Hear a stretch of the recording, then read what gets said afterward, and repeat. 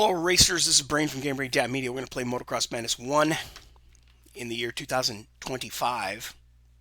We're playing a game from 1998. It took a lot to get this running. You notice it's running in a 4:3 ratio. It was never made for a widescreen. When I did fire it up and had the widescreen without the Voodoo DFX or whatever the tool is called that makes this work, DFX, oh, there it is, the bottom right hand of the screen. DG Voodoo. Okay, DG is the developer, or the gamer's name, the developer, hacker, nerd, code writer guy, who figured out how to apply Voodoo graphics cards to older games like this.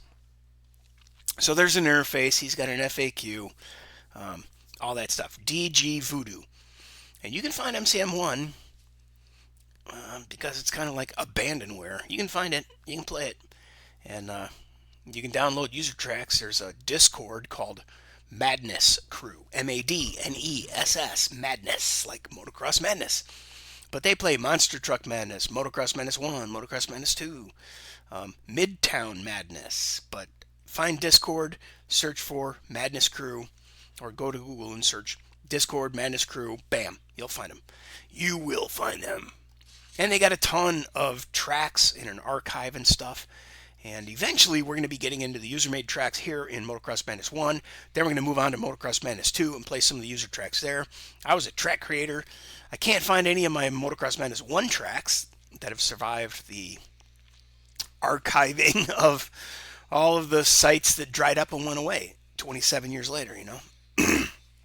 But I do have a couple of my tracks from Motocross Madness 2. And anyway, in our last episode, we played Custer's Last Stand. Now today, Desert Heat. This is another one of those weird tracks that are dug down into a trench. You've got these canyon walls, and you can't ride it like a bull, like Daytona 500. It's not like NASCAR banking, dude. But I'll show you. Let's go. Really kind of nasty texture too that doesn't have a whole lot of differentiation. Oh man, there it is, that damn stick. Oh well, gonna have to buy a new damn gamepad. This is too frustrating. See, that's what I mean. There's not much differentiation. Yeah, there's a couple of track marks or ruts painted on the ground, but they don't really give you a full idea of what's ahead. You know, like that. We just went over a cliff. Now this I know is a big ass gap jump. I do remember that. Sorry about that. I'm choking.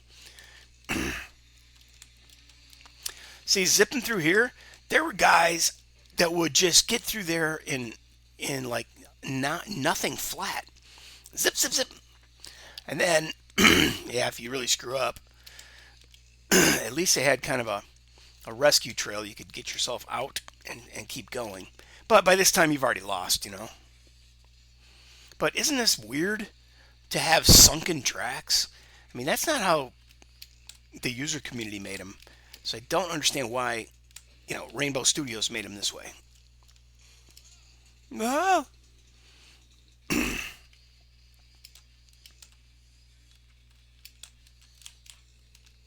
Oh. Okay. So I should be beginning to memorize that corner sucks.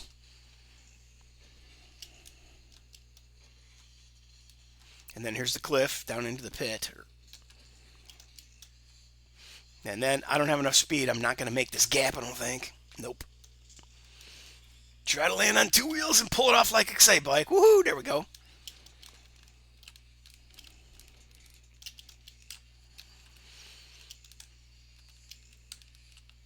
See, and if you have the wrong power curve, you try to rip through there, you guys are just going to start cranking wheelies. Yes, there are bike setups here. You have a power curve selector. You can set up your suspension for, what is it called? Compression and rebound. They call it spring and shock, I guess. And then you have the ability to use plus and minus for, boom, oh, I almost remembered that one. You have plus and minus to potentially set the traction on your tires.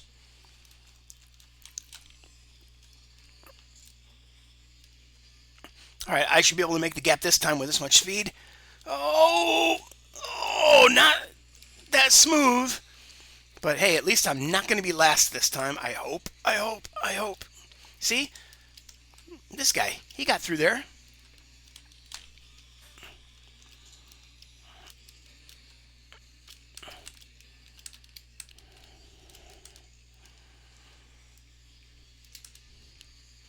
Is that it, or is there one more lap? I guess there's one more lap. I hope I can stay with it. Man, I just got passed by a parade. Oh, that's it. That was the jump. Yeah, by the final lap, I figured it out. But I didn't figure out that you got to slow way the hell down right after that. All right, now here we go, jumping into the pit. Then a big old gap jump. At least the AI has a hard time making that one. And then going through the little zigzags of the canyon walls. I really hate that part. Another big old gap jump. Yes. Man, I really want a new gamepad. All right, the guys pulled off the side of the track. Means race is over. That was the final lap. At least I wasn't last. Yay, I was in 5th. Let's see, have I ever been there in the new game? Or in this new install? Yes, I did. Apparently I ran all these when I first originally... Oh, that's right. I don't know. I think when I had the widescreen 16:9, I tried running all of them, and I'm like, man, this just isn't right. This is not working. I didn't want it to look all squatty and weird in a 16:9 ratio, like our typical widescreen stuff is today.